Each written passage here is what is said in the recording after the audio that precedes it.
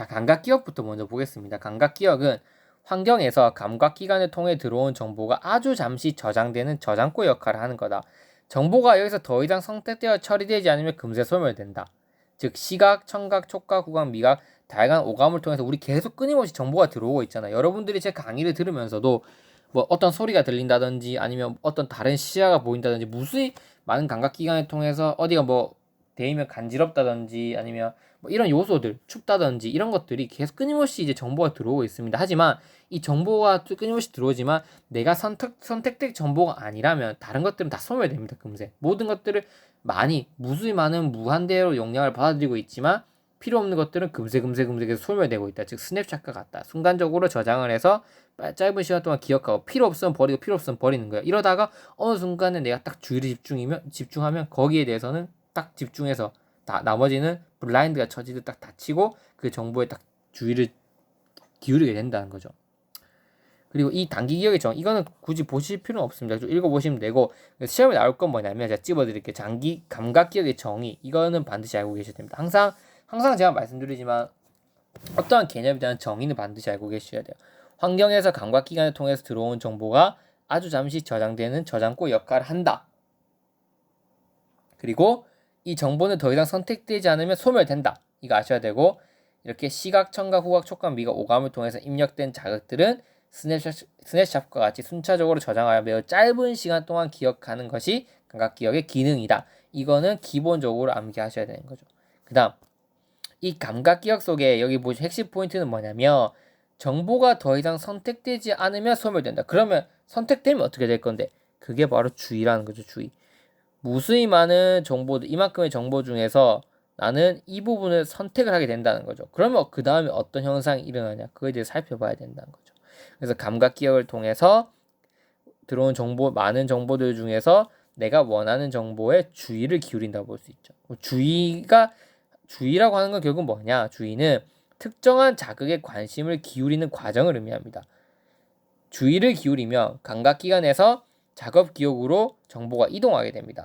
주의는 블라인드와 같습니다. 블라인드를 통해서 주의를 기울이지 않았던 자극에 대해서는 모두 차단하게 되는 거예요. 우리가 블라인드를 내리면 햇빛이 더 이상 차단돼서 못 들어오지 않습니까? 마찬가지로 칵테일 파티 효과도 똑같습니다.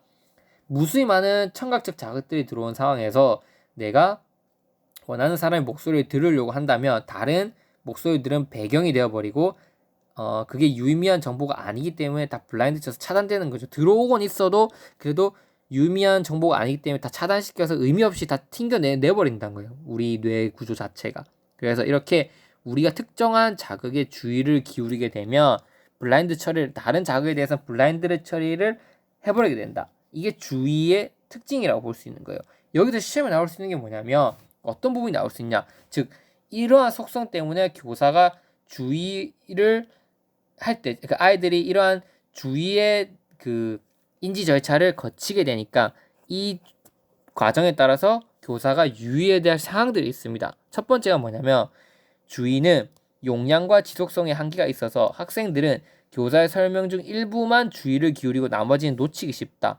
따라서 동시에 여러 가지 집중하도록 요구하는 것을 주의한다. 무슨 말이냐면 이런 교사들이 있습니다.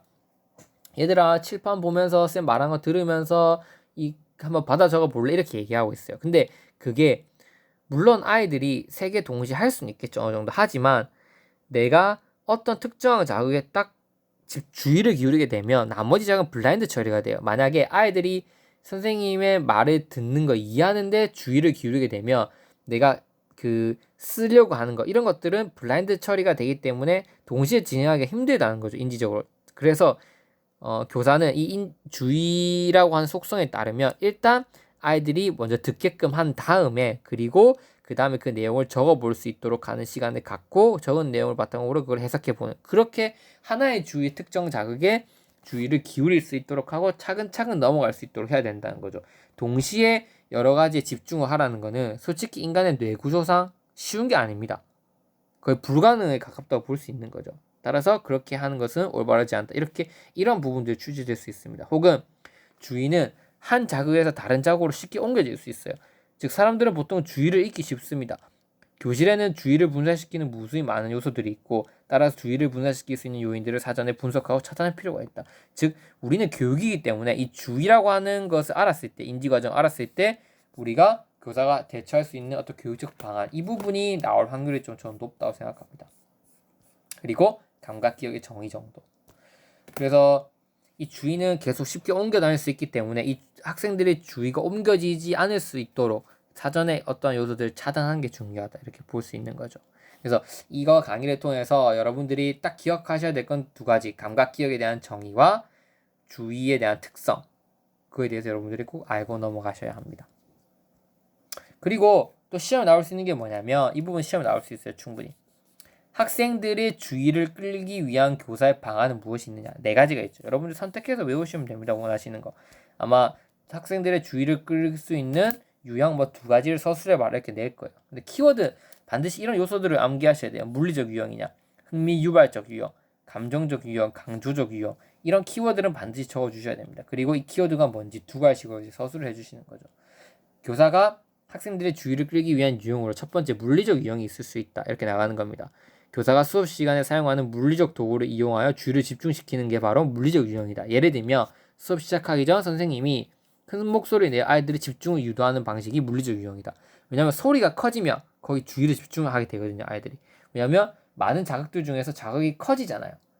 그래서 아이들은 그 물리적으로 뭔가 커지고 작아지고 이런 자극들에 대해서 주의를 기울이게 된다는 거예요. 따라서 학생들의 주의를 끌기 위해서는 교사들은 물리적 유형을 써서 주의를 집중시킬 수 있다. 예를 들면 그거는 소리를 키우는 것 같은 방식이 있다. 두 번째, 흥미 유발적 유형이 있다. 흥미 유발적 유형은 학생들의 호기심을 자극하는 것이다. 여기서는 물리적 도구를 이용한다 그랬다면, 흥미 유발적 유형은 학생들의 호기심을 자극해서 주의를 이끈다. 이는 시각적으로도 가능하고 학생들의 사고를 자극함으로써 또 일어나기도 한다. 예를 들면 뭐가 있냐면, 수업을 시작하기 전 선생님이 베이킹소다와 식초가 만나 화산 폭발이 일어나는 실험을 보여줌으로써 아이들 집중시키는 것. 그러니까 뭔가 아이들이 재미있어 할 만한 요소들을 눈에 보여주고 그 요소에 아이들이 주의를 집중할 수 있도록 하는 게 흥미 유발적 유형입니다. 예시로는 베이킹소다와 식초가 만나서 화산이 폭발하는 거. 이거 한 개 머릿속에 기억해 두시면 됩니다. 세 번째, 감정적 유형을 통해서도 주의를 집중시킬 수 있다. 예를 들면 이런 선생님들 있잖아요. 뭐 아이들의 이름을 불러준다든지, 뭐 너 머리 잘랐구나 이렇게 얘기해준다든지, 너 머리 많이 피곤했니? 이렇게 안색이 안 좋아, 뭐 이렇게 한다든지. 그러니까 아이들과 감정적으로 소통하는 과정에서 주의를 이끌어내는 걸 감정적 유형이라 그럽니다. 이렇게 이름을 불러준다든지, 안에 특징을 이렇게 말해준다든지 하면 아이들이 집중을 하게 된다는 거죠. 죄송합니다. 네 번째, 감정적 유형이 있습니다. 감정적 유형은 감정적 단어들과 관련된 단어들을 제시하면서 감정적으로 소통하는 거고, 마지막으로 강조적 유형이 있습니다. 이건 뭐냐면 특별한 때에 강조하는 말이나 행동을 보이는 거. 물리적으로 막 큰 소리를 내거나 그런 거 아니에요. 그냥 얘기해 준 거예요. 이건 중요하다, 이거는 꼭 봐야 한다, 이 정도로 얘기를 해줘도 주의를 끌 수 있다는 거예요. 예를 들면 오늘 배울 내용이 수능 지문에 출제되었다고 말하면서 이건 매우 중요한 거야. 목소리를 뭐 크게 해서 하는 건 물리적 유형이라고 보신다면, 막 목소리를 크게 하는 게 아니라 이거 중요한 내용이야, 그러니까 너희 집중해야 돼, 이렇게 얘기하는 게 바로 강조적 유형이라고 볼 수 있습니다. 보다 중요한 건 뭐냐면, 여기서 오해하시면 안 되는 게 어느 한 가지 유형을 쓰는 게 아니라, 이제 개론서에도 이렇게 나와 있습니다. 보다 중요한 것은 어느 한 가지만 사용하는 게 아니라 여러 유형을 적절하게 사용하여 아이들 수업을 효과적으로 집중할 수 있도록 만드는 전략이 필요하다는 거죠. 그래서 이런 부분들이 이제 물리적 유형, 흥미 유발적 유형, 감정적 유형, 강조적 유형, 이런 네 가지를 여러분들이 적절하게 활용해서 아이들의 주의를 집중시키고 유지시킬 수 있도록 하시는 게 꼭 필요하다, 이렇게 볼 수 있습니다. 그리고 우리가 봐야 될 게 이제 지각 한번 보겠습니다. 지각은 뭐냐면 우리가 선택한 자극에 대해서 기존 배경 지식을 통해서 이를 해석하고 의미를 부여하는 과정이 바로 지각입니다. 지각은 말대로 인식이지 않습니까? 지각을 한다는 것은 결국 뭘 의미하냐면 그거에 대해서 바로 내가 가지고 있는 정보를 통해서 그 내용을 해석한다, 이렇게 볼 수 있습니다. 해석과 더불어 인식을 할 수 있다는 건데, 예를 들면 이제 지각이라는 것은 사건이나 사물을 해석하는 방법이고, 모두 같은 지각을 하지 않기 때문에 경험은 다르기 때문에 이렇게 같은 지각을 하지 않습니다. 따라서 이 지각이 중요한 게 뭐냐면 이거예요. A 정보를 A라고 하는 커다란 정보를 기응, 니은, 디귿, 리을 학습자한테 줬어요. 그러면 각자 살아온 방식이나 지각 방식이 다 다르기 때문에 이게 A가 A-로 갈 수도 있고 A-, 혹은 B, C로 받아들여질 수 있는 거예요. 근데 가장 중요한 건 뭐냐면 일단 A가 기본적으로 A로 전달되고 그리고 이게 제대로 이 A가 전달되고 있는지 교사는 확인할 필요가 있는 거예요. B로 했고 C로 했다고 하는 건 잘못 전달될 수도 있는 거거든요. 그러니까 조금의 해석 방향이 다를 수는 있지만 이 정보가 오류의 상태에서 받아들여지면 안 되는 거지, 지각되면 안 되지 거지 않습니까?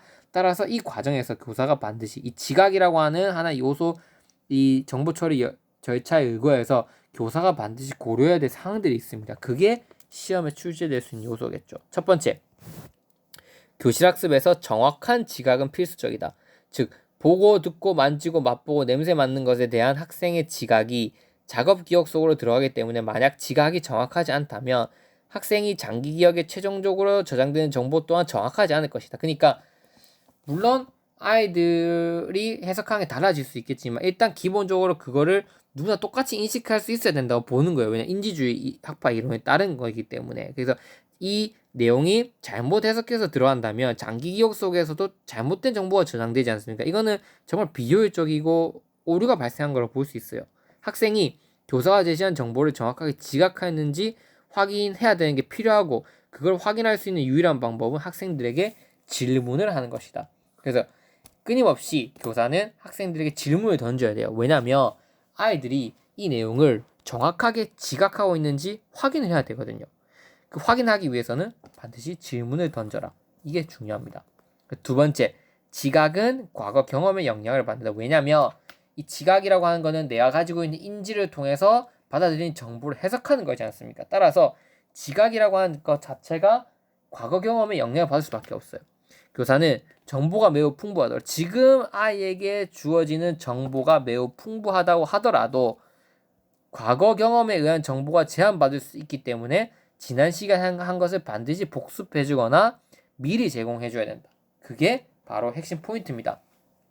다시 말씀드린다면 지각이라고 하는 거는 내 장기 기억 속에 저장되어 있는 정보를 바탕으로 새롭게 받아들인 내용을 뭔가 인식하고 약간의 해석을 해본 단계예요. 그런데 지금 아무리 받아들인 정보가 많더라도 내가 사전에 내 머릿속에 배웠던 내용이 잘 활성화되어 있지 않든다면 지각이 제대로 일어날 수 없겠고 학습이 제대로 잘 발생이 안 하겠죠. 따라서 올바른 지각의 출발점은 또한 이전에 나의 뇌를 활성화시켜 주는 것. 그 사전에 배웠던 관련된 내용을 복습해 주거나 제공하면서 그 과거 경험을 일깨워 주는 게 필요하다. 이것입니다. 마지막 세 번째. 지각은 자신의 기대에 영향을 받는다. 즉 학생들이 받아들인 정보가 흥미있고 도전해 볼 만한 것으로 느낄 때와 지루하거나 도저히 풀 수 없다고 지각할 때 반응의 차이를 보인다고 합니다. 이에 학습자의 기대를 적절히 조절해 줄 수 있는 지각이 필요하다. 무슨 말이냐면 이거는 아이들이 지각을 했을 때 그것이 내가 풀 수 있고 내가 해결할 수 있는 거라고 받아들인다면 그걸 계속 해나가겠지만 도저히 이거를 받아들일 수 없고 내가 할 수 없다고 느낄 때는 그걸 안 하게 된다는 거죠. 따라서 이 지각을 통해서 학습자의 기대감을 지속적으로 조절해 줄 수 있어야 된다. 이게 핵심 포인트입니다. 그래서 물론 많은 중요한 요소들도 있을 겁니다. 제가 그 세부적으로 설명을 안 드리고 가장 기본적으로 여러분들이 쓰실 수 있는 내용들만 가져온 거기 때문에 좀 부실할 수도 있다고 생각하지만 그래도 강조를 꼭 해보자면 필요한 것들을 해보자면 감각기억에서 이제 감각기억의 정의를 반드시 알고 계셔야 되고 감각기억에서 작업기억으로 넘어갈 때 일어나는 주의라고 하는 과정과 지각이라고 하는 과정이 무엇이고 이런 것들이 어떻게 교육과 연관되어서 우리가 유의점이나 해야 될 역할들이 무엇인지 그런 부분들에 초점을 두시면 될 것 같습니다. 네, 그 다음 강의로는 작업 기억으로 한번 넘어가도록 하겠습니다.